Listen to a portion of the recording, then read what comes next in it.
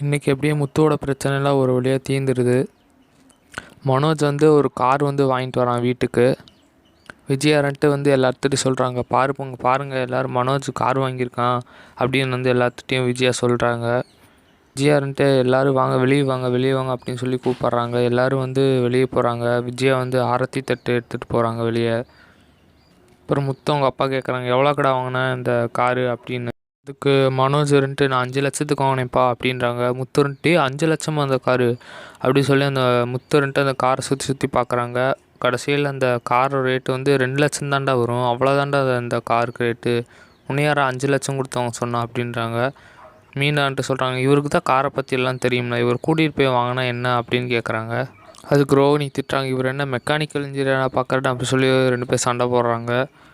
அதுக்கப்புறம் ரவி கேட்குறான் மனோஜ்கிட்ட, டேய் கார்லாம் வாங்கிட்ட ட்ரீட் எதுவும் இல்லையா அப்படின்னு சொல்லி. அதுக்கு மனோஜ்கிட்ட சரி தரேன், பீரு வாங்கி தரேன், நம்ம 2 பேர் சேர்ந்து மேலே குடிக்கலாம் 3 பேர் சேர்ந்து அப்படின்றாங்க.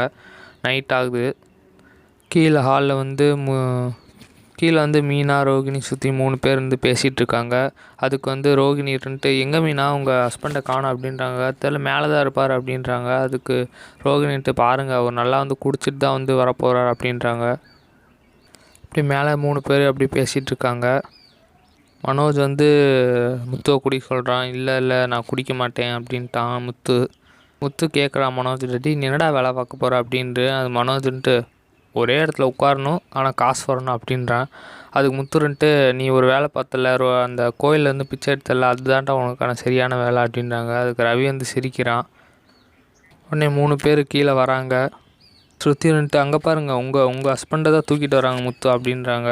என்ன மனோஜ் ஆச்சு, ஏன் இப்படி இருக்கீங்க? இப்போ ரோகிணியை கட்டி பிடிக்கும்போது ரோகிணியை வந்து முதுகிலே அடித்து கூட்டிகிட்டு போகிறாங்க. 3 பேர் சிரிக்கிறாங்க. இதோட இந்த ப்ரோமோ முடியுது. அடுத்த வீடியோ சந்திப்போம். நம்ம சேனலை மறக்காமல் சப்ஸ்கிரைப் பண்ணிக்கோங்க.